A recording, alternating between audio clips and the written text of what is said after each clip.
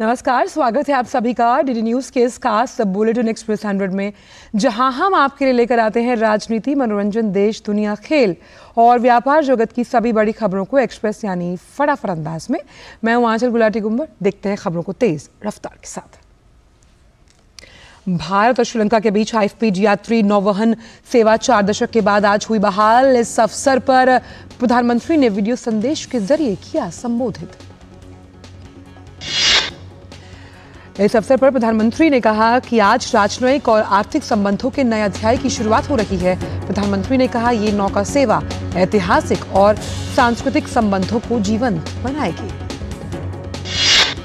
इस नौवहन सेवा के शुरू होने के मौके पर केंद्रीय मंत्री सर्बानंद सोनोवाल ने कहा कि भारत और श्रीलंका के सांस्कृतिक संबंधों का एक लंबा इतिहास रहा है।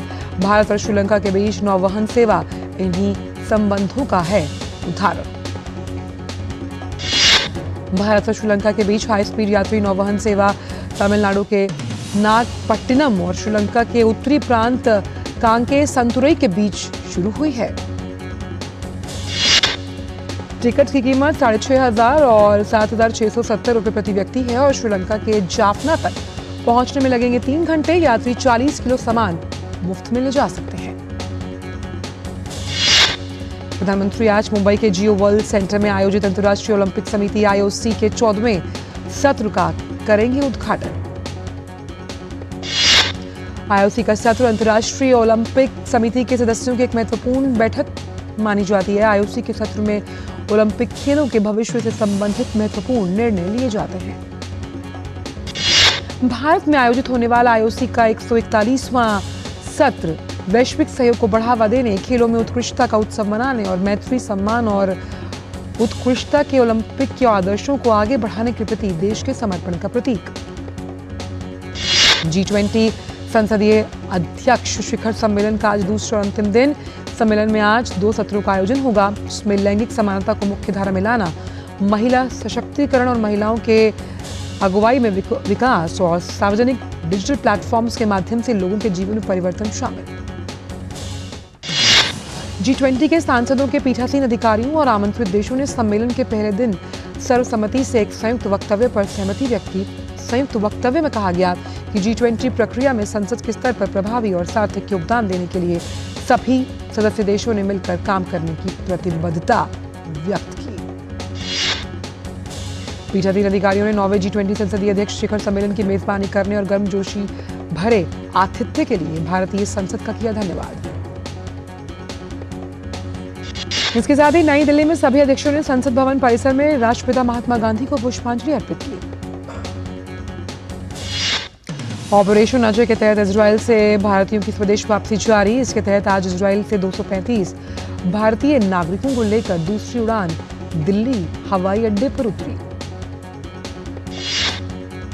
विदेश राज्य मंत्री रंजन सिंह ने इजरायल से विशेष विमान से नई दिल्ली पहुंचे 235 भारतीयों का हवाई अड्डे पर किया स्वागत। विदेश राज्य मंत्री राजकुमार रंजन सिंह ने कहा कि भारत इजरायल से अपने नागरिकों की सुरक्षित स्वदेश वापसी के लिए प्रतिबद्ध। उन्होंने कहा, वहां लगभग 18,000 भारतीय नागरिक हैं। भारत सरकार द्वारा चलाए गए ऑपरेशन अजय के तहत इजरायल से सुरक्षित स्वदेश पहुंचे भारतीयों ने भारत सरकार और विदेश मंत्रालय का आभार जताया। विदेश राज्य मंत्री वी मुरलीधरन ने नई दिल्ली में ऑपरेशन अजय अभियान के तहत विदेश मंत्रालय में बनाया गया नियंत्रण कक्ष का दौरा किया। यह नियंत्रण कक्ष 24 घंटे काम कर रहा है। सोशल मीडिया पर एक पोस्ट में मुरलीधरन ने कहा कि भारत लगातार स्थिति पर नजर रखे हुए है और सभी जरूरी सूचनाएं और मदद दे रहा है। उन्होंने कहा कि भारत सरकार हमेशा से ही विदेशों में रह रहे अपने नागरिकों की सुरक्षा के लिए प्रतिबद्ध है। छत्तीसगढ़ में विधानसभा चुनाव प्रक्रिया पहले चरण के लिए अधिसूचना जारी किए जाने के साथ शुरू हो गई। इसके साथ ही विधानसभा की 20 सीटों के लिए नामांकन पत्र भरने की शुरुआत हो गई है। इस चरण के लिए नामांकन पत्र भरने की अंतिम तारीख 20 अक्टूबर, नामांकन पत्रों की जांच 26 अक्टूबर को और 23 अक्टूबर तक नाम वापस लिए जा सकते हैं। पहले चरण के तहत 20 विधानसभा क्षेत्रों में 7 नवंबर को मतदान होगा। छत्तीसगढ़ विधानसभा में 90 सीटें, दूसरे चरण में विधानसभा क्षेत्रों की शेष 70 सीटों के लिए अधिसूचना 21 अक्टूबर को होगी जारी। वहीं निर्वाचन आयोग द्वारा मिजोरम में चुनाव की अधिसूचना जारी करने के साथ ही राज्य में नामांकन दाखिल करने का काम शुरू हो गया। नामांकन भरने की अंतिम तारीख 20 अक्टूबर। नामांकन पत्रों की जांच 21 अक्टूबर को हो जाएगी और 23 अक्टूबर तक नाम वापस लिए जा सकेंगे। राज्य में विधानसभा की 40 सीटों पर 7 नवंबर को मतदान हुआ है। मिजोरम के विधानसभा चुनाव के लिए भाजपा ने केंद्रीय मंत्री किरेन रिजिजू को चुनावी प्रभारी नियुक्त किया। वहीं जितेंद्र पाल मल्होत्रा को चंडीगढ़ का बीजेपी का प्रदेश अध्यक्ष नियुक्त किया गया। रक्षा राज्य मंत्री अजय भट्ट ने कहा कि आतंकवाद हमारे लिए बहुत बड़ी समस्या और चुनौती है और ये किसी भी एक देश की नहीं बल्कि पूरे विश्व की समस्या है, इसलिए सबको मिलकर निपटना होगा। उपराष्ट्रपति जगदीप धनखड़ ने संसदीय सौद में हरियाणा से आए 28 किसानों को सम्मानित किया और इस अवसर पर उन्होंने किसानों से कृषि उत्पादों के लिए नई तकनीकों का उपयोग करने के लिए भी कहा। उन्होंने कहा कि सरकार किसानों के कल्याण के लिए प्रतिबद्ध। दिल्ली एनसीआर में वायु गुणवत्ता पर उच्च स्तरीय टास्क फोर्स की बैठक हुई। प्रधानमंत्री के प्रधान सचिव डॉक्टर पी.के. मिश्रा की अगुवाई में इस बैठक में राजस्थान, पंजाब, हरियाणा, यूपी और दिल्ली के मुख्य सचिवों के साथ साथ भारत सरकार और CAQM के सचिवों ने भी भाग लिया। मध्य प्रदेश विधानसभा चुनाव के लिए उम्मीदवारों की सूची की घोषणा पर कांग्रेस नेता रणदीप सुरजेवाला ने कहा कि उम्मीदवारों की पहली सूची नवरात्रि के पहले दिन जारी की जाएगी। भोपाल में मुख्यमंत्री शिवराज सिंह चौहान ने मध्य प्रदेश विधानसभा चुनाव से पहले रोड शो किया। भाजपा नेता कैलाश विजयवर्गीय ने इंदौर में कहा कि प्रियंका गांधी हो या राहुल गांधी हो, झूठ के अलावा वो कुछ भी नहीं है। पिछले चुनाव में भी राहुल गांधी ने किसानों को धोखा दिया। कांग्रेस अभी भी धोखा देने का काम कर रही है। भाजपा नेता कैलाश विजयवर्गीय ने भी कहा कि भाजपा की लोकप्रियता बढ़ी है। कई लोग भाजपा में शामिल हुए। भाजपा मध्य प्रदेश में 2/3 बहुमत से सरकार बनाएगी। तेलंगाना के संगारेड्डी जिले के बोलाराम औद्योगिक क्षेत्र में एक निजी प्रयोगशाला में एक रिएक्टर में विस्फोट होने की वजह से कई लोग हुए घायल। घायलों को इलाज के लिए स्थानीय अस्पताल में कराया गया भर्ती। पुलिस मौके पर मौजूद, अधिक विवरण की प्रतीक्षा। मणिपुर पुलिस और केंद्रीय सुरक्षा बलों के संयुक्त अभियान में 5 उग्रवादियों को गिरफ्तार किया गया। अभियान के दौरान भारी मात्रा में हथियार, गोला बारूद, विस्फोटक और अन्य युद्ध जैसी वस्तुएं हुई बरामद। मणिपुर सरकार के सुरक्षा सलाहकार कुलदीप सिंह ने बताया कि अभियान के दौरान 27 हथियार, 306 गोला बारूद, 11 विस्फोटक और 2 4 पहिए वाहनों सहित 85 अन्य युद्ध सामग्री हुई बरामद। वहीं अमृतसर में अवैध तरीके से आने की कोशिश कर रहे 11 बांग्लादेशियों को पकड़ा गया। अटारी ग्रामीण के डीएमसी गुरिंदर पाल सिंह नागरा ने बताया कि बीएसएफ की सूचना के आधार पर इन बांग्लादेशियों को पकड़ा गया है। बिहार में जेडीयू के प्रदेश उपाध्यक्ष ललन पासवान ने पार्टी के प्राथमिक सदस्यता से इस्तीफा दे दिया। उन्होंने कहा कि बिहार में लगातार दलितों पर अत्याचार हो रहा है। नीतीश कुमार ने जिस सत्ता को उखाड़ कर सरकार बनाई, आज वो उसी सत्ता के साथ मिल चुके हैं। मध्य प्रदेश के गृह मंत्री नरोत्तम मिश्रा ने कांग्रेस नेता दिग्विजय सिंह को आड़े हाथों लिया। उन्होंने कहा कि दिग्विजय सिंह शुरुआत से ही सनातन धर्म का अपमान करते रहे हैं। उन्होंने ये भी कहा कि घमंडिया गठबंधन सिर्फ हिंदू धर्म के ऊपर सवाल करता है। नई दिल्ली के राष्ट्रीय आपदा प्रबंधन संस्थान में राष्ट्रीय आपदा जोखिम न्यूनीकरण दिवस के मौके पर एक कार्यशाला का आयोजन किया गया। कार्यक्रम में प्रधानमंत्री के पूर्व सलाहकार अमरजीत सिन्हा ने कहा कि गरीबी को कम करना आपदा से लड़ने का सबसे मजबूत हथियार। दिल्ली के राउत एवेन्यू कोर्ट ने आम आदमी पार्टी के राज्यसभा सांसद संजय सिंह को 27 अक्टूबर तक न्यायिक हिरासत में भेज दिया। इससे पहले 10 अक्टूबर को कोर्ट ने संजय सिंह की जो हिरासत है उसे 13 अक्टूबर तक बढ़ाया। आप सांसद को दिल्ली आबकारी नीति घोटाले मामले में गिरफ्तार किया गया था। एनसीबी मुंबई ने बहुराष्ट्रीय ड्रग सिंडिकेट का पर्दाफाश करते हुए 2 अलग अलग ऑपरेशंस में 3 विदेशी समेत 9 लोगों को गिरफ्तार किया। इनके पास 135 करोड़ रुपए कीमत की ड्रग्स जब्त की गई है। इसके बाद से 6.9 किलो कोकेन और करीब 200 किलो अल्प्राजोलम जब्त की गई। गिरफ्तार किए गए 3 विदेशी नागरिकों में 2 बोलिवियन महिलाएं भी शामिल। इन दोनों के पास से 5 किलो कोकेन पकड़ी गई। हिसार के गांव राव लवास कला में 4 साल के बच्चे को कुत्ते ने बुरी तरह से नोचा। बच्चे के सर में 44 टांके आए। परिजनों ने बताया कि बच्चे पर करीब 15 से 20 कुत्तों के झुंड ने हमला किया। परिजन बच्चे को लेकर अस्पताल पहुंचे। वहां एंटी रैबीज इंजेक्शन न मिलने पर उसे उपचार के लिए निजी अस्पताल ले जाया गया। सोनीपत के खरखौदा स्थित केएमपी पर शुक्रवार को एक भीषण सड़क हादसे में 5 लोगों की मौत हुई, जबकि 24 से ज्यादा लोग घायल। कोलकाता के एक कांकुड़गाछी में दुर्गा पूजा पंडाल में प्रधानमंत्री, केंद्रीय गृह मंत्री और भाजपा के राष्ट्रीय अध्यक्ष जेपी नड्डा की मूर्तियां स्थापित की गई हैं। पश्चिम बंगाल में महालया के उपलक्ष्य में सिलीगुड़ी के लाल मोहन मौलिक निरंजन घाट पर श्रद्धालुओं ने स्नान और तर्पण किया। टाटा मोटर्स ने टाटा टेक्नोलॉजीज लिमिटेड में 9.9% की हिस्सेदारी बेच दी। ये डील कुल 1,613 करोड़ रुपए में हुई। ये हिस्सेदारी 16,300 करोड़ रुपए के वैल्यूएशन पर बेची गई है। आरबीआई गवर्नर शक्तिकांत दास ने कहा कि 2,000 रुपए के कुल 3 लाख करोड़ से ज्यादा के नोट वापस आए और लगभग 12,000 करोड़ रुपए के ऐसे नोट अभी भी चलन में हैं। आरबीआई नियमों को लेकर हो रहा है सख्त। नियम उल्लंघन की वजह से आरबीआई लगातार कार्रवाई कर रहा है और अब आरबीएल बैंक, यूनिशु बैंक ऑफ इंडिया और बजाज फाइनेंस पर लगा है भारी जुर्माना। कोयला क्षेत्र द्वारा वित्त वर्ष 2023-24 में 2,734 हेक्टेयर भूमि को हरित आवरण के अंतर्गत लाया गया।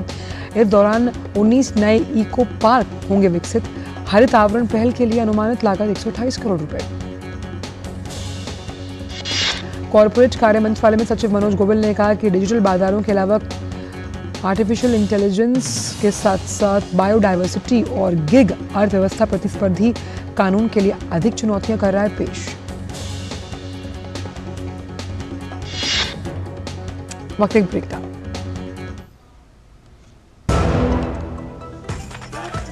मैं क्या जी, सब जानते हैं, जहां दिखे मारियो, अपना समझ के खा लियो। अर्जुन, एग्जाम्स में you made us really proud. अब आगे क्या सोचा है? पापा, मैंने IIT जाना है और इंजीनियर बनना है। Think IIT, think विद्या मंदिर। जो बनकर मेरा हमसफर आएगा, सिर्फ उसी को फर्क नजर आएगा।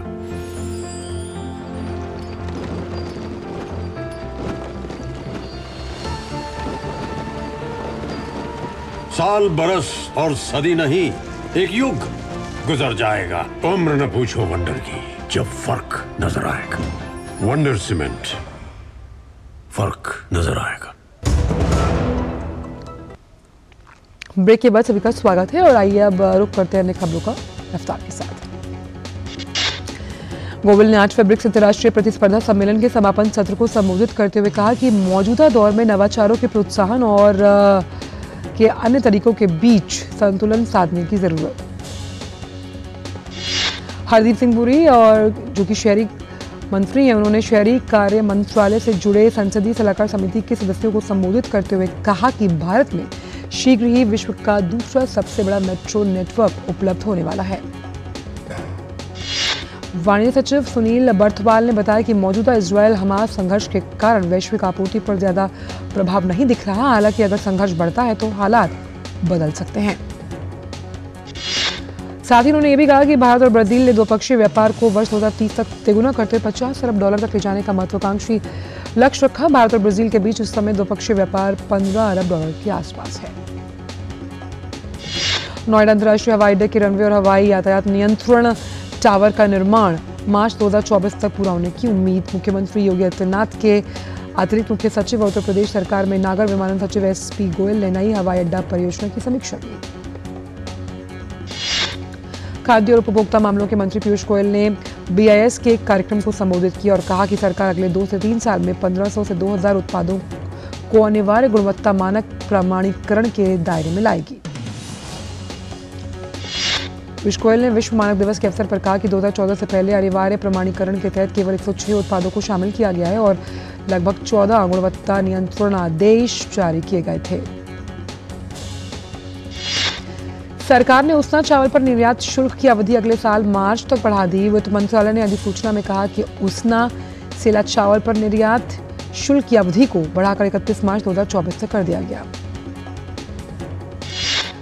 पर्यटन सचिव V विद्यावती ने जानकारी देते हुए कहा कि सरकार टूरिज्म से संबंधित सभी इकाइयों की स्वच्छता के आधार पर रेटिंग करने की सोच रही है। इसके लिए एक प्रारूप भी बनाया जा रहा है। पर्यटन सचिव वी विद्यावती ने शुक्रवार को ये जानकारी दी। विद्यावती ने भारतीय उद्योग परिसंघ की तरफ से आयोजन पर्यटन सम्मेलन में कहा कि स्वच्छता रेटिंग के प्रारूप पर काम चल रहा है। ये जिंदगी के लिए पर्यटन के सिद्धांत पर आधारित है। दक्षिणी लेबनान से सटे इलाकों में इजरायली सेना की गोलीबारी में एक पत्रकार की मौत हुई, जबकि 4 अन्य पत्रकार घायल हुए। इजरायली हमले में मारा गया पत्रकार न्यूज एजेंसी रॉयटर्स का वीडियोग्राफर था। वीडियोग्राफर का नाम इस्साम अब्दुल्ला बताया जा रहा है। उसके अलावा हमले में घायल होने वाले पत्रकारों में रॉयटर्स के थायर अल सुदानी और माहिर नाजिर शामिल हैं। साथ ही अल जजीरा के भी अन्य 2 पत्रकारों के घायल होने की खबर। इजरायल हमास संघर्ष का आज 8वां दिन। इजरायल की सेना ने पुष्टि की कि उसकी जमीनी सेना ने कल गाजा में स्थानीय मारे छापेमारी का गया उद्देश्य लापता व्यक्तियों का पता लगाना। इजरायली सेना ने पुष्टि की कि गाजा में कम से कम 120 बंदी हैं। इजरायल ने कल 11 लाख लोगों को 24 घंटों के भीतर उत्तरी गाजा खाली करने का अल्टीमेटम दिया। अब इसके खत्म होने की समय सीमा काफी करीब है। अमेरिकी राष्ट्रपति ने कहा कि अमेरिका हमास द्वारा इजरायल पर किए गए हमलों में बंधक बनाए गए अमेरिकियों को वापस लाने के लिए प्रतिबद्ध है। वहीं समर्थन बढ़ाने के लिए कई देशों की सरकारों और संयुक्त राष्ट्र के साथ सीधे संपर्क किया जा रहा है। अमेरिकी रिपब्लिकन पार्टी ने जिम जॉर्डन को प्रतिनिधि सभा के स्पीकर पद के लिए अपना उम्मीदवार नामित किया। रिपब्लिकन पार्टी ने इसकी घोषणा की। इजरायल के प्रधानमंत्री बेंजामिन नेतन्याहू ने हमास के खात्मे की कसम खाई। इजरायली सेना गाजा पट्टी पर संभावित जमीनी हमले की तैयारी कर रही है। नेतन्याहू ने शुक्रवार देर रात राष्ट्रीय स्तर पर प्रसारित एक संबोधन में कहा कि हमास के खिलाफ इजरायल की सप्ताह पर चलने वाली जवाबी कार्रवाई का ये शुरुआती दौर, उन्होंने कहा, ये शुरुआत है। इजरायल इस युद्ध को पहले से भी अधिक मजबूती के साथ करेगा खत्म। नेतन्याहू ने संक्षिप्त बयान में कहा कि हमास को नष्ट कर देंगे। साथ ही उन्होंने कहा कि इजरायल को इस ऑपरेशन के लिए अब तक व्यापक अंतर्राष्ट्रीय समर्थन हासिल।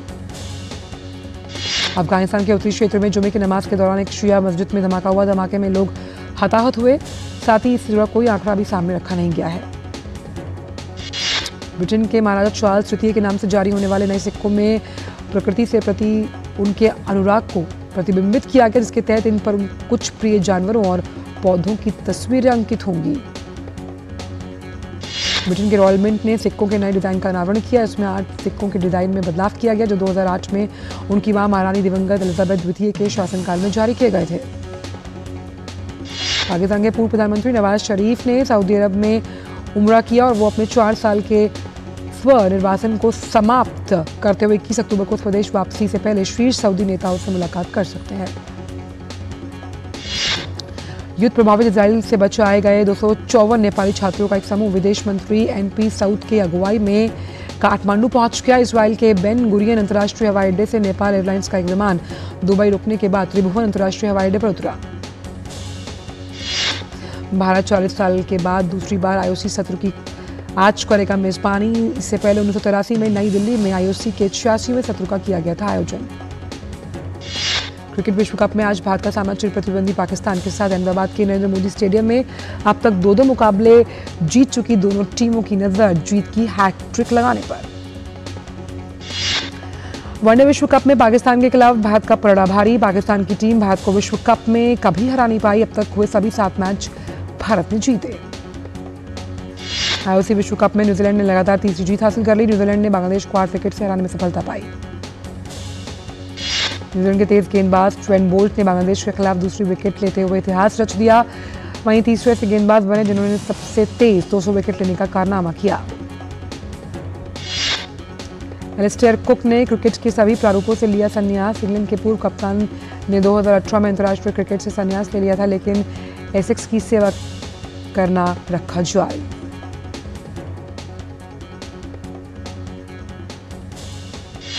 भारतीय क्रिकेट टीम में सलामी बल्लेबाज शुभमन गिल को सितंबर महीने की लिए ICC player of the month का पुरस्कार दिया। गिल ने एशिया कप में 75.5 की औसत से सबसे अधिक 302 रन बनाए। बैडमिंटन खिलाड़ी PV Sindhu Arctic open badminton प्रतियोगिता के लिए सेमीफाइनल में पहुंच गई। सिंधु आज सेमीफाइनल में चीन की वांग झीयी से भिड़ेंगी। भारतीय फुटबॉल टीम शुक्रवार को मेजबान मलेशिया से 2-4 से हारकर मड्रेका कप फुटबॉल टूर्नामेंट से हुई बाहर। इंग्लैंड और ऑस्ट्रेलिया के बीच खेले गए दोस्ताना मुकाबले में इंग्लैंड ने ऑस्ट्रेलिया को 1-0 से हराया। इंग्लैंड के लिए वॉटकिंस ने किया गोल। बेल्जियम ने ऑस्ट्रेलिया को 3-2 से हराकर यूरो 2024 के लिए किया क्वालिफाई। बेल्जियम की ओर से रोमेलू लुकाकू ने किया गोल। पुर्तगाल ने स्लोवाकिया को हराकर यूरो 2024 के लिए किया क्वालिफाई। पुर्तगाल की ओर से क्रिस्टियानो रोनाल्डो ने किए 2 गोल। फ्रांस की फुटबॉल टीम ने यूरो 2024 के लिए किया क्वालिफाई। नीदरलैंड्स की टीम को 2-1 से हराया। शंघाई मास्टर्स टेनिस प्रतियोगिता में आज सेमीफाइनल में ग्रिगोर दिमित्रोव का सामना आंद्रे रुब्लेव से। दिमित्रोव पिछले 6 साल में पहली बार एटीपी खिताब जीतने के इतने करीब पहुंचे। कुमारी श्रीमती के बाद नित्या मेनन की एक और वेब सीरीज मास्टरपीस रिलीज के लिए तैयार। शो का ट्रेलर हुआ रिलीज। ये फैमिली कॉमेडी शो है जिसका निर्देशन श्रीजीत एन ने किया। कल टीवी पर चल शुरू होने वाले popular TV reality show big boss 17 के ग्रैंड प्रीमियर का वीडियो आया सामने। इसके साथ ही वीडियो में बिग बॉस 17 के नए घर का खूबसूरत लुक भी मिला देखने के लिए। वक्त एक ब्रेक का। मैं क्या जी सब जानते हैं, जहां दिखे मारियो अपना समझ के खा लियो। अर्जुन, एग्जाम्स में you made us really proud. अब आगे क्या सोचा है? पापा, मैंने आईआईटी जाना है और इंजीनियर बनना है। Think IIT, think विद्या मंदिर। जो बनकर मेरा हमसफर आएगा, सिर्फ उसी को फर्क नजर आएगा।